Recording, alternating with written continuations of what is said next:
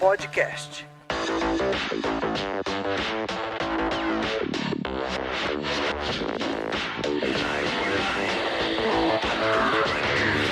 Olá, sejam muito bem-vindos a mais um TOTUS Developers Pandemia.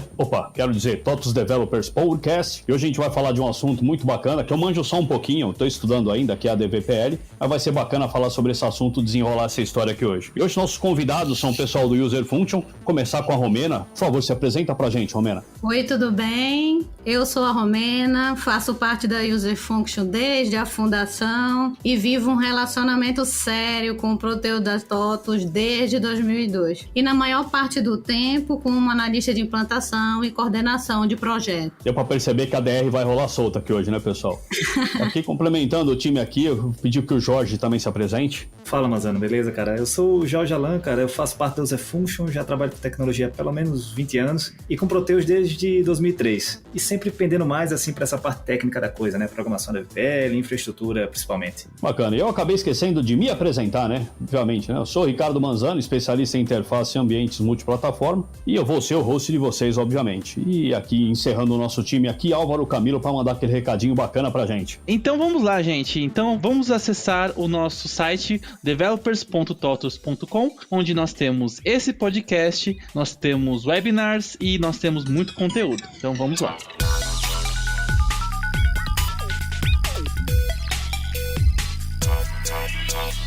E como eu já caguetei, nosso assunto aqui hoje é a DVPL. Então eu pergunto para vocês dois, e como sempre eu gosto que vocês respondam conforme se sentirem à vontade, como vocês entraram no mundo da DVPL? Na época eu estava recém-formada em processamento de dados, já vou entregar um pouco a idade aqui. Eu encontrei uma oportunidade de trainee num anúncio de jornal, era uma franquia da TOTUS, e lá eu fiz a minha carreira. Iniciei como analista de implantação até a coordenação de projetos. Como analista, eu comecei a sentir a necessidade de aprender, nem fosse um pouquinho de ADVPL. Eu cheguei a desenvolver relatórios, tenho conhecimentos básicos, eu consigo interpretar fontes, por exemplo, mas eu vi que não era a minha praia. Por isso, o que eu comecei a fazer? Amizade com programadores. E isso foi maravilhoso, me ajudou muito. Eu indico a todos vocês, façam amizade com um dev, eles são ótimos amigos. Só você não falar isso pros devs que eles vão te odiar, mas tudo bem, eu entendi. E no meu caso eu virei amigo de Romena, né? Eu trabalhava no cliente, né? Que comprou licenças e aquela implantação padrão do Proteus. E era a Romena que fazia a implantação, eu era o TI de lá, né? E assim, no começo eu era meio ressentido com aquele softwarezinho lá, com o banco de dados em DBF, a linguagem meio esquisita. E até na época, era até engraçado, eu queria refazer algumas funcionalidades que a empresa queria comprar, né? De licença da TOTUS, eu queria refazer em Delphi, para evitar de comprar licença, né? Foi um período assim interessante de se lembrar, mas aí logo vi o tamanho do Proteus, assim, a quantidade de módulos, quantidade de controles, assim, e desisti da ideia, né? E logo depois fui contratado pela TOTUS, né? E tive que cair de cabeça na DVPL, aí não teve jeito, tive que parar com Delphi. Bacana. Mais um guerreiro do Delphi também. Eu vim do Clipper, fui pro Delphi e acabei voltando pro Clipper por causa da DVPL. Bacana. E aí, falando da User Function, como que vocês estão envolvidos hoje com o mundo ADVPL? Acho que aqui a gente pode falar o mundo Proteus, né? A gente teve sempre essa proximidade com o mundo, né? A DVPL, principalmente eu, né? Romena é mais ligada à parte do funcional, né? Mas com a DVPL a gente sempre foi muito próximo, né? E ficou legal essa parceria da gente, porque ela com essa menor fluência no ADVPL, acaba que a primeira aluna que sempre eu tenho da ADVPL é ela, né? Por exemplo, uma das últimas coisas que eu tive que ensinar ela foi aplicar patches com VS Code. Você falou que eu era uma das viúvas do Delphi, ela é uma das viúvas do IDE. Ela pulou o TDS, então acaba que a gente acaba assim integrando e se dando bem assim até nessa parte. Bacana. Até hoje eu recebo o pedido para voltar ao IDE Delphi, mas infelizmente eu não tenho como fazer isso. Eu sinto saudades dele mesmo, viu? Mas é isso aí. Pois é, no blog a gente não tem como não deixar falar de ADVPL, né? Só que sempre essa parte eu envolvo mais o George, né? Ele que fala da parte de ADVPL e de infraestrutura. É uma parte interessante do ADVPL porque ele é dito como só uma linguagem de programação, né? O só entre aspas, né? Mas a gente sabe que a customização no Proteus é algo bem poderoso e a parte mais importante da customização é a arquitetura da customização, né? Mais do que a programação em si, a meter a mão na massa. E a gente tem que ter muito cuidado com isso e valorizar essa parte, né? A arquitetura arquitetura e análise de como é a solução. Acaba que um programador ADVPL sênior, para ele ser sênior, ele não tem que ser fera na linguagem. Ele tem que ser fera também em entender como é que funciona a estrutura do Proteus e também os módulos, né? Senão não sai nada legal. Né? Sem ele entender o modelo, com certeza não vai sair muita coisa útil. Tem toda a razão. Quando a gente fala de ADVPL, a gente associa diretamente ao front-end, porque a gente fala de cadastros, relatórios, coisas visuais. Mas o que eu queria saber, o que vocês acham do ADVPL também como back-end, aqui falando de processo paralelo, como Job, REST, Web Service e toda a sorte de coisa que roda só na camada servidora. Originalmente eu venho do Delphi, né? Então no começo eu tive uma resistência grande em relação ao ADVPL, né? Uma linguagem parecida com Clip, assim. E o Clip pra gente era algo do passado, algo que, meio que já morto, né? Claro que o morto aí é entre aspas, né? Mas eu fui trabalhar na franquia da TOTS e aí eu tive que aprender ADVPL, né? Aí fui entrando mais fundo no framework Proteus, né? Na época o dicionário de dados ativos, assim, me deixou maluco. O multibanco, o multisistema operacional, maluco no bom sentido, né? E assim, até te respondendo diretamente, eu tenho certeza que é uma boa opção, cara. Assim, eu sou fã desse back-end, não só do Proteus em relação a REST, em relação a Grid, mas em relação a todo esse background que tem em relação aos módulos, exec alto, assim. Então, assim, até para programadores que não programam ADVPL, eu sempre digo a eles, cara, a produtividade é muito grande nesse framework, porque tem muitas ferramentas à disposição. E você, Romena, sente também essa força do ADVPL na parte de implantação, quando você está levantando algum requisito? Com certeza. É muito comum ver os clientes utilizando bastante o back do Proteus, né? Ele é muito forte nisso. No front, às vezes, eles podem até usar outro programa mais específico, mas o Proteus como back é imbatível. Acho que uma coisa muito importante, eu também trabalhei um pouquinho tempo com ADVPL, uns 13 anos. Eu nunca trabalhei em cliente, como... Aliás, não, no começo eu trabalhei na fábrica, mas enfim. Realmente, quando a gente fala em ADVPL, a gente tá falando de Proteus. Ainda é muito associado ao produto, à linguagem, né? Mas isso, ao mesmo tempo, é uma força, porque como eles falaram, a gente tem o dicionário de dados, é meio que uma relação muito simbiótica entre sistema e tecnologia, né? Sim, um nasceu da necessidade do outro, né? Pessoal, vamos entrar agora no momento pimenta aqui desse bloco. E, obviamente, não é porque a gente está falando de ADVPL, que é uma linguagem da TOTS, que a gente não vai apimentar as coisas aqui. Então, eu vou perguntar para vocês. Vocês acham que, por ser uma tecnologia 100% nacional, existe preconceito com a ADVPL?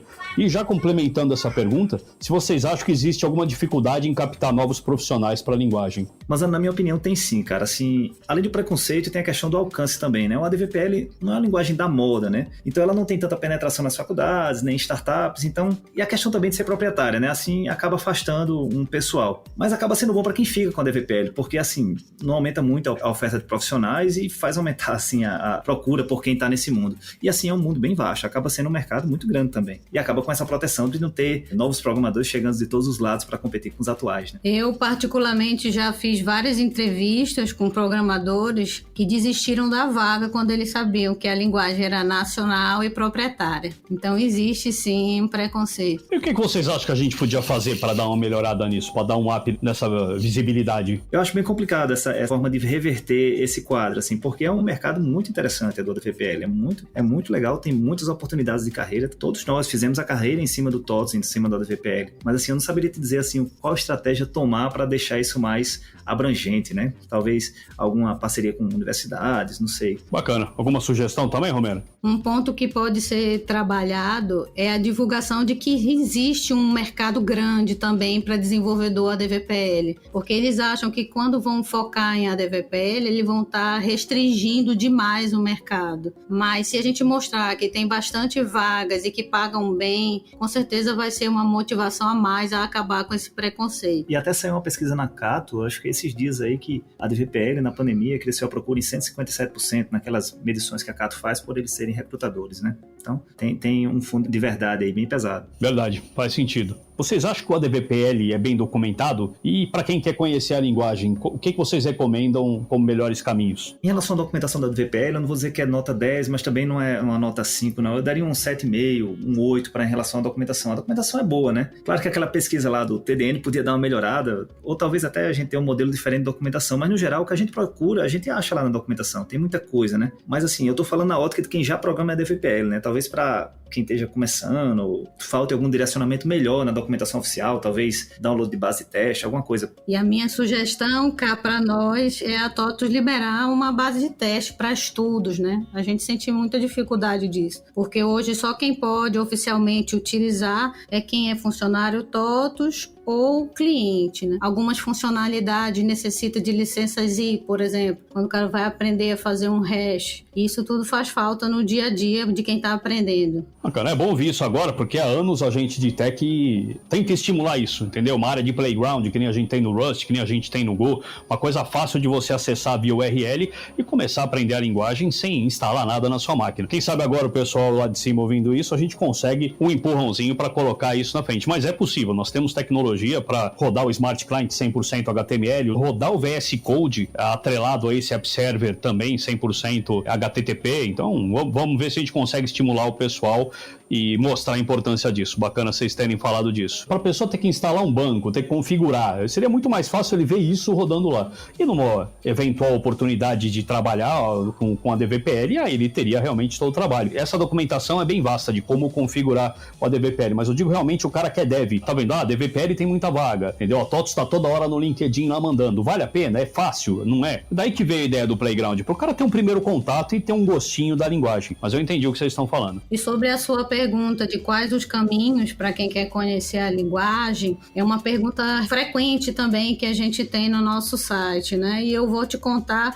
o que a gente geralmente costuma indicar como um roteiro oficial, né? Em vez da pessoa ir direto para a sintaxe, a DVPL, a gente primeiro recomenda que ela inicie conhecendo bem a arquitetura do Proteus, sabendo fazer a instalação do Proteus, conheça o poder da ferramenta do configurador do Proteus, para depois chegar numa linguagem. E se antes da linguagem ele conseguir dar uma pincelada nos principais módulos, como compras, estoque, faturamento e financeiro, já vai ajudar muito, já vai ser bem mais fácil para ele aprender a linguagem. Bacana, tem toda a razão. E aqui para nossa próxima pergunta, eu pergunto para vocês, a gente tem investido muito em eventos para divulgar as inovações, falar de todos os produtos, porque a TOTOS tem toda uma sorte de linguagens que a gente utiliza aqui. Eu gostaria de saber se vocês acham que a gente está no caminho certo e que se isso ajuda também para apoiar a entrada de novos clientes e de novos devs no nosso mundo. Eu acho que é um bom caminho essa iniciativa, assim, para se aproximar de devs e de clientes, né? E ao mesmo tempo a gente sabe que é complicado, né? A TOTOS tem muito produto, então assim, conseguir deixar todo mundo por dentro de tudo é complicado. Talvez uma segmentação maior, algo mais específico, canais mais específicos, pode ser que ajude. Mas, com certeza, até pouco tempo atrás, assim, a distância da TOTOS com o pessoal que estava em campo era gigante, né? Assim,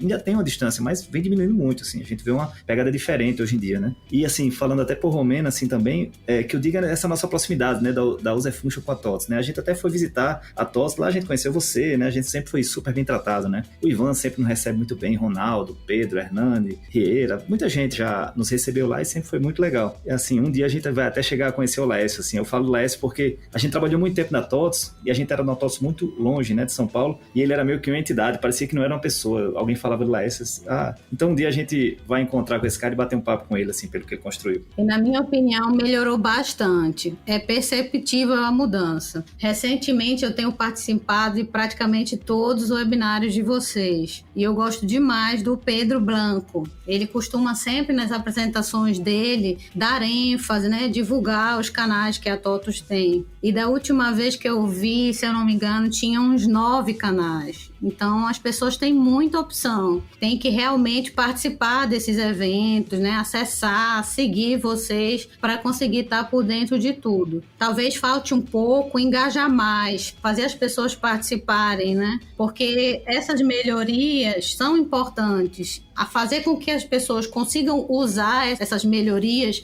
é mais importante ainda, né? É verdade. Inclusive o Pedro agita bastante. Semana que vem mesmo, dia 22/9, eu não sei quando esse podcast vai pra rua, mas 22/9 a gente tem uma apresentação grande para cliente. Tem praticamente todo mês e ele tá bem envolvido com isso. Realmente ele apoia bastante essas iniciativas e é isso que faz o pessoal conhecer a gente, né? Não adianta a gente fazer e ninguém saber o que a gente tá fazendo, né? Foi daí que nasceu a ideia do podcast, foi daí que nasceu a ideia do TOTOS Developers, que patrocina tudo a gente, fazer vídeo. Eu acho que é a história da galinha cacarejar depois de botar o ovo, né? Não adianta botar o ovo e deixar ele lá quietinho. Acho que faz todo sentido. Bacana. E agora a última pergunta desse bloco antes do Momento Pimenta. Eu queria saber onde que a User Function tá entrando nesse cenário de apoio. Como a gente tem os nossos eventos, como vocês estão divulgando as propostas e os projetos de vocês? Além de participar de tudo e divulgar tudo de vocês, com a User Function, eu tento usar o nosso canal para divulgar as novidades, pensando sempre no que vai vai facilitar o dia a dia dos clientes, né? Todo vídeo eu tenho por meta trazer uma melhoria para o cliente. Tudo bem prático, direto, com o objetivo de falar a língua deles, né? Com todo o passo a passo, fazendo eles colocarem em prática e começar a usufruir dos benefícios dessas melhorias. A gente até queria participar mais, assim, a gente faz vídeos mais técnicos também no nosso canal, mas a DVPL não tem sido um dos principais assuntos, apesar de ser o assunto que eu mais me interesso, né? A gente tá até com um projeto na gaveta, que é um canal em separado, né? Pra gente postar vídeos com menos edição, com mais dicas e de forma mais simples, que precisa de editar menos, seja algo que a gente lance mais rápido, mais imediato, sabe? A gente até tem um nome para esse site, seria staticfunction.com.br. Legal. Agora esse canal seria nessa pegada, né? Mais casual, com vídeos mais rápidos, mais crus e também em maior quantidade. Agora esse nome pode fazer sentido para vocês, programadores, né? Mas para mim remete a algo estático e parado. Não, é verdade. Na verdade, o Static é de todas as linguagens, né? A gente tem a nossa pegada como Codebase, mas o Static é comum a uma gama enorme de linguagens. Bacana. Outro ponto importante é que eles saiam daquele vídeo, daquela experiência que ele está tendo com o conteúdo, com algo prático, sabe? Eles se sentindo capaz de colocar aquilo para funcionar. É diferente de você ver uma palestra, você sai de lá com várias ideias, com várias informações interessantes, mas você chega em casa e diz, e agora? O que eu faço, né? Então eu procuro sempre deixar esses dever de casa para eles. Legal. Faz todo sentido. Você vê um vídeo, você quer ver aquilo rodando. Faz todo sentido realmente. E entrando aqui no Momento Pimenta desse bloco, então, eu pergunto para vai ter duas perguntas nesse Momento Pimenta. E o primeiro é, o que vocês acham que a DVPL pode melhorar hoje? Eu até vi um artigo recente seu e tem a ver com essa resposta que eu vou dar agora, cara. Eu torço demais pela evolução da DVPL, sabe assim? E principalmente no sentido dele abraçar mais tecnologias, assim, de forma nativa. Assim, eu falo isso em relação ao mobile, desenvolvimento web, integrações. Mas assim, por outro lado, eu sei que é complicado, assim, bem caro para todos absorver tudo dentro do binário, né? Mas não custa sonhar, né? E eu também, já que você perguntou, seria bem legal o configurador aceitar nomes maiores de campos, né? Tem exigido muita criatividade da gente para colocar o nome com poucos caracteres. Apesar que isso é uma limitação do ADVPL como linguagem. Como TLPP, eu acredito que isso possa aumentar. É um bom chamado para vocês abrirem e o pessoal ver o que faz. Eu não sei, quem não conhece o mundo ADVPL não sabe dessa limitação, mas por causa do Codebase, a gente tinha uma limitação de até 10 caracteres para nome de variável e nome de função. E isso com o TLPP foi desligado.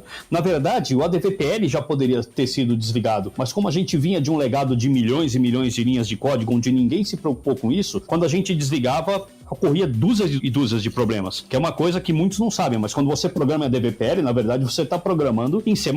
Todo Smart Client, Application Server é C++.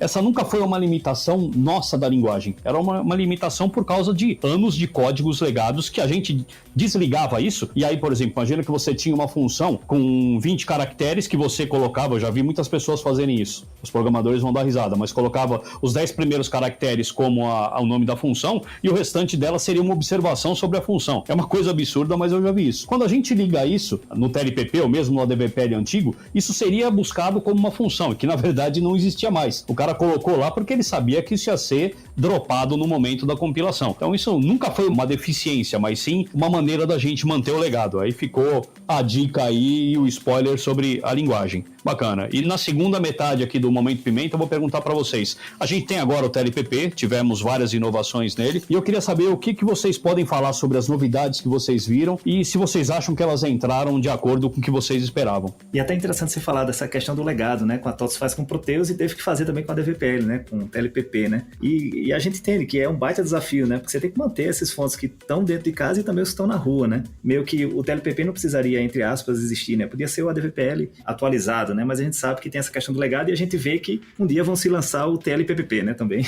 Exato. A gente tentou fazer direito no TLPP para garantir que tudo que nascer vai ser mantido depois. A própria tipagem forte, ela tá lá, mas ela tá desligada por default. Mas o pessoal que vai começando a programar já em TLPP, quando a gente simplesmente virar a chave e ligar a tipagem forte, isso já vai ser natural. Não vai ser uma quebra de legado, vai ser só uma mudança pequena de comportamento.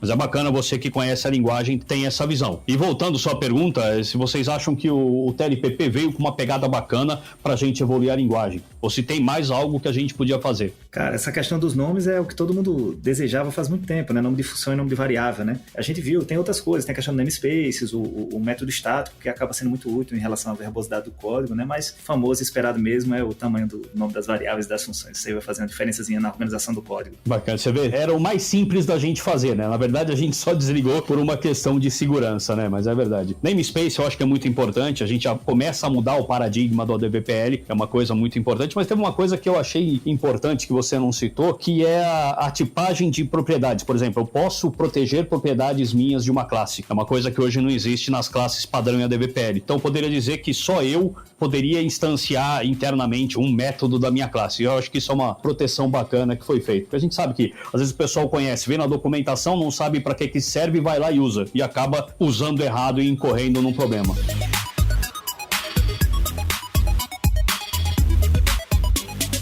Vamos falar um pouquinho do futuro da linguagem e de mercado. Gostaria de saber como é que vocês veem o mercado de Dev ADVPL para os próximos anos, baseado em tudo isso que a gente conversou agora. Olha, a nossa torcida é de que o mercado seja aquecido. A gente está vendo o cenário agora, né? Retomada da economia pós-pandemia, mas esse ano ele começou com a corrida dos devs sendo capa da exame. Então a tendência é de que realmente comece a bombar, né? Seja aquecido o mercado. Agora o que eu tenho notado é que muitos desenvolvedores de ADVPL estão migrando para outras tecnologias devido aos salários mais atrativos. Mas eu também estou notando o inverso, né? O inverso também é verdade. Agora, os programadores em geral, eles têm que ficar muito ligados, porque temos que calçar, né, a sandalinha da humildade e reconhecer que a gente sabe muito pouco, pois toda hora tem uma exigência nova no mercado e uma necessidade de reinvenção. Não dá pra ficar parado, né? E, Manzano, a gente tem que ter cuidado, assim, eu acho interessante, porque cada profissão que existe hoje, né, tem alguém pensando em como eliminar a necessidade dessa pessoa, né? E a gente, como programador, a gente é meio que, entre aspas, acostumado a automatizar profissões, né? E talvez até eliminá-las, né? Que eu diga Ubers e esses aplicativos que, às vezes, destroem o mercado para construir outro. Mas só que também existe um grupo de programadores desenvolvendo forma de programar que diminuam a necessidade de termos programadores, né? É um negócio meio maluco, mas a gente tem que ficar atento, né? Que eu diga aquela apresentação que você deve ter visto do GPT-3, né? Que os caras demonstraram, né?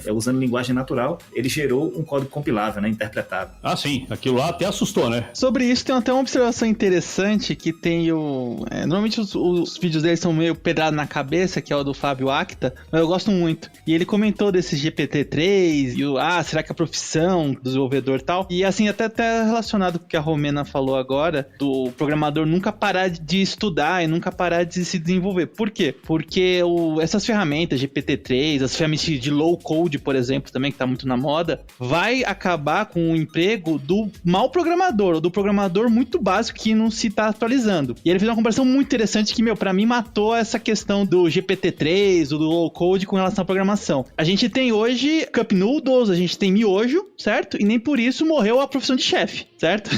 Então o que aconteceu?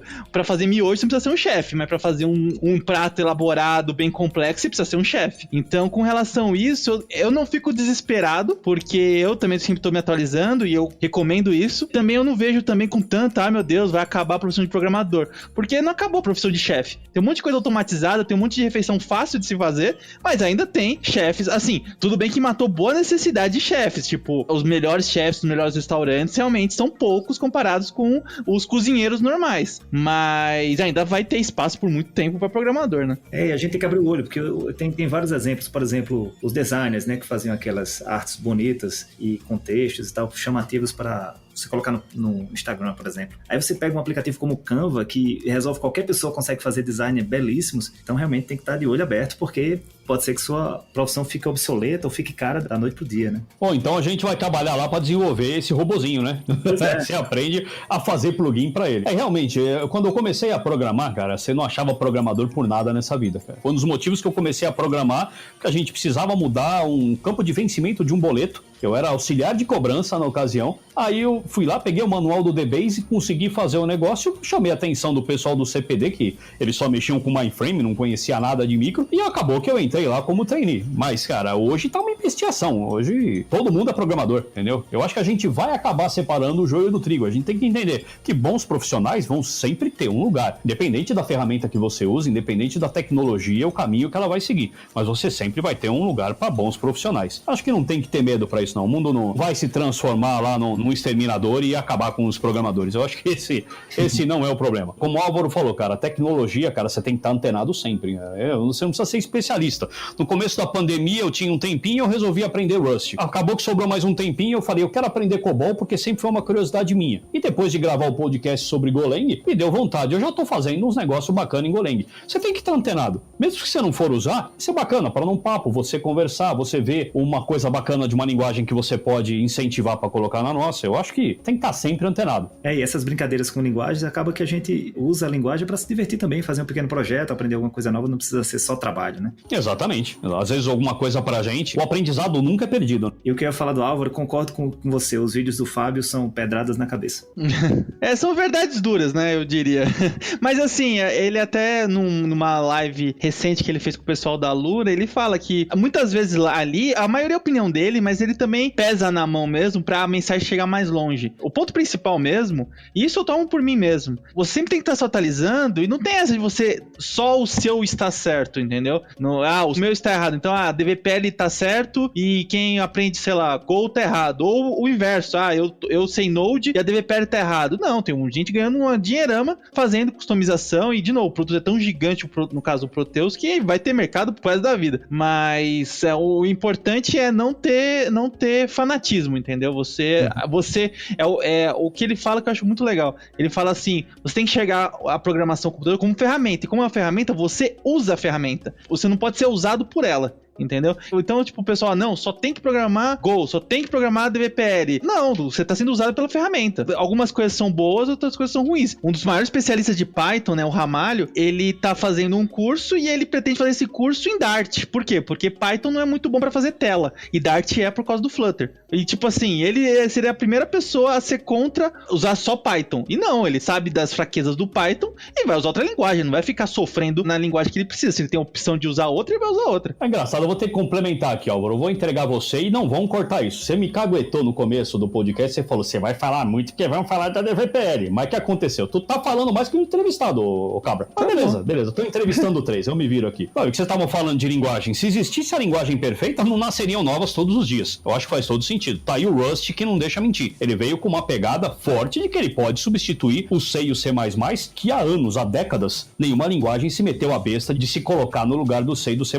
E o Rust veio com essa pegada. Mas falando também de várias linguagens andando em conjunto, é pra isso que a gente tem bind, entendeu? Eu posso ligar linguagens, eu posso usar o melhor do Go com o melhor do C++, com o melhor do Rust, com o melhor do JavaScript. E a gente sabe que tudo isso, lá metendo no caldeirão, dando aquela misturadinha bacana, funciona. Eu acho que tem-se mercado e tem-se oportunidade pra usar tudo. E isso com certeza gera dor de cabeça um pouquinho pra todos pra decidir pra que lado vai, né? Porque acaba que, eu desenvolvo meus aplicativos em Ionic, eu peço pro pessoal interno fazer alguma coisa pra desenvolver isso, ou vou pro THF, ou faço algo interno. Então, você sempre tem certeza que ficam ponderando para que lado ir, né? Sim, tem que estar atento sempre. Isso aí a gente tem que estar atento sempre. Bacana. E eu queria saber também as expectativas para as próximas versões do nosso produto, se vocês têm alguma expectativa. Sim. Do Proteus, eu espero que não haja mudanças em relação à possibilidade do cliente fazer customizações, criar seus próprios campos, essa liberdade que a gente está acostumado, né? Que fez o Proteus ser o que é hoje. E também uma coisa que eu gostaria é que a TOTOS continuasse investindo no software, fazendo ele melhorar. A gente sabe que tem muita coisa para melhorar. Outro ponto importante que eu me preocupo é com versionamento de fontes. Acho que a TOTOS devia se preocupar mais um pouco com isso, porque a gente que vende cliente, a gente vê muito cliente perdendo fonte, e aí finda ficando em maus lençóis sobre isso. O mundo real dos clientes, tem muito cliente com fonte perdido, aquele analista que faz o fonte vai embora,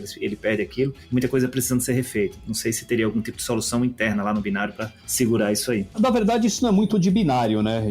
Mas seria possível fazer, mas eu acho sinceramente um absurdo hoje, a gente com o GitHub da vida que é gratuito, um cliente não se preocupar com isso e versionar os fontes. Mas assim, falando disso, a gente já levantou algumas possibilidades, inclusive a gente teve um produto que chamava carimbo de fonte, que era não só para controlar o versionamento, mas também para garantir que aquele fonte foi assinado e que tivesse um padrão TOTUS. Mas esse projeto, infelizmente, acabou não saindo do papel. Mas sim, existem iniciativas para tentar fazer isso e vender como um produto. Mas eu acho que o cliente não deveria esperar isso. É uma coisa muito importante. O fonte é a propriedade intelectual, é a garantia de que o seu produto está lá operando. Você imagina uma virada de versão que você tem que mudar o repositório. A gente sabe que em algumas situações eu preciso quebrar compatibilidade. Se você não tiver esses fontes, você nunca vai poder evoluir para uma nova versão. Mas sim, a gente tem a intenção de fazer alguma coisa para ajudar os clientes nesse sentido. É que não era uma prioridade, porque a gente acha que cada um tem que cuidar lá do seu cantinho. Mas a gente está sim com algumas ideias. No meu caso, assim, eu espero que as próximas versões de atualização, né, sejam cada vez mais tranquilas. O que está acontecendo, né? Se a gente lembrar das atualizações anteriores que davam muito mais trabalho, né? Está cada vez melhorando isso aí, que melhore mais essa questão da atualização. Bacana. É isso, a gente tem trabalhado muito no que a gente chama internamente lá de teste sistêmico. A gente faz a virada em tempo real para garantir, para simular exatamente o que um cliente faria. E a gente tem sentido isso. Não chega a nível de elogios, de receber elogios, mas a gente está recebendo cada vez menos chamados a cada virada de versão que tem. Isso está ficando realmente muito transparente, porque a TOTUS passou a sentir a dor do cliente. A gente está fazendo o que o cliente faria lá na frente. Inclusive, agora em setembro, a gente está no meio do teste sistêmico. Eu, por pouco, não tive que cancelar aqui o evento com vocês, mas meu chat aqui tá pitando toda hora. O pessoal tá lá apanhando do sistêmico e daqui a pouco eu vou ter que sair daqui e correr pra lá. Mas bacana.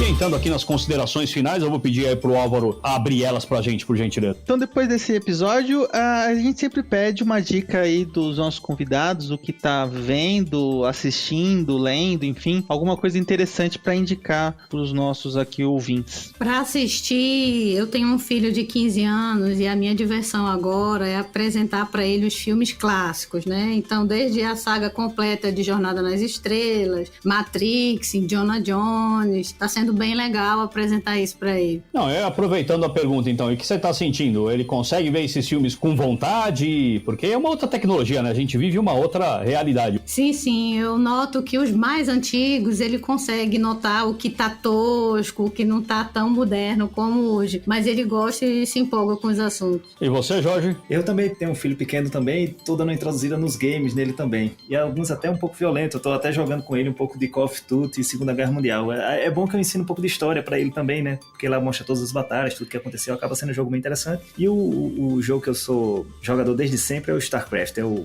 xadrez na velocidade da luz, é muito bom, um jogo de estratégia. E se fosse indicar uma série, seria a Yellowstone, é uma série que passa na Amazon, em ambiente rural nos Estados Unidos, é bem interessante. Bacana. E você, Álvaro?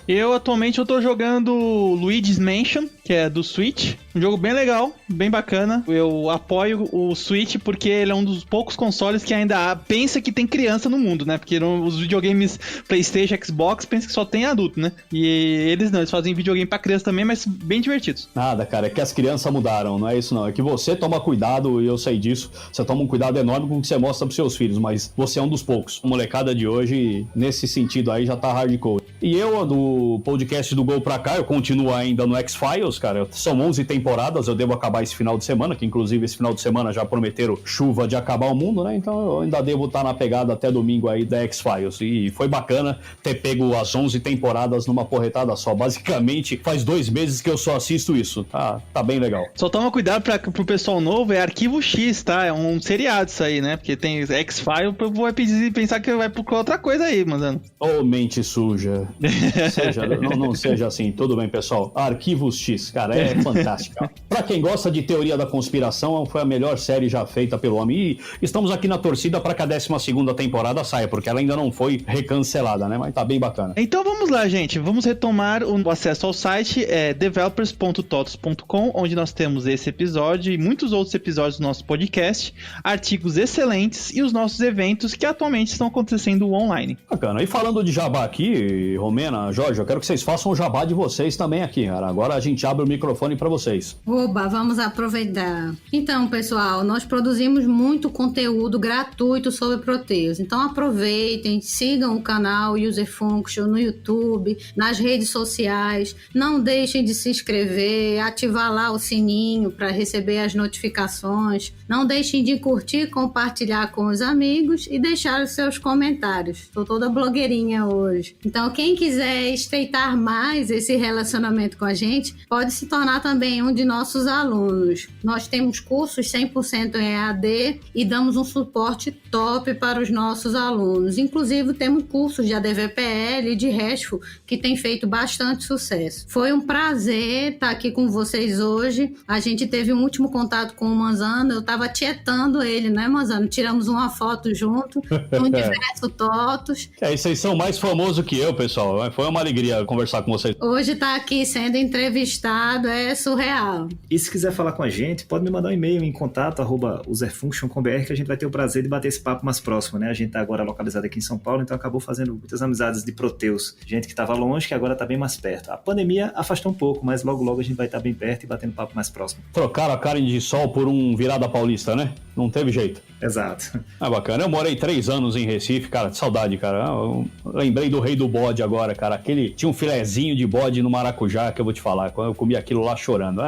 Saudade do Nordeste. Bacana. E aqui agradecendo aí vocês dois mais uma vez, vocês são parceiro da gente há muito tempo, a gente tá sempre junto aí falando de conteúdo. Queria agradecer vocês e também ao pessoal que tá ouvindo aí pelo tempo e pela paciência. E a gente se vê no próximo TOTUS Developers Podcast. Este podcast foi editado pela Maremoto.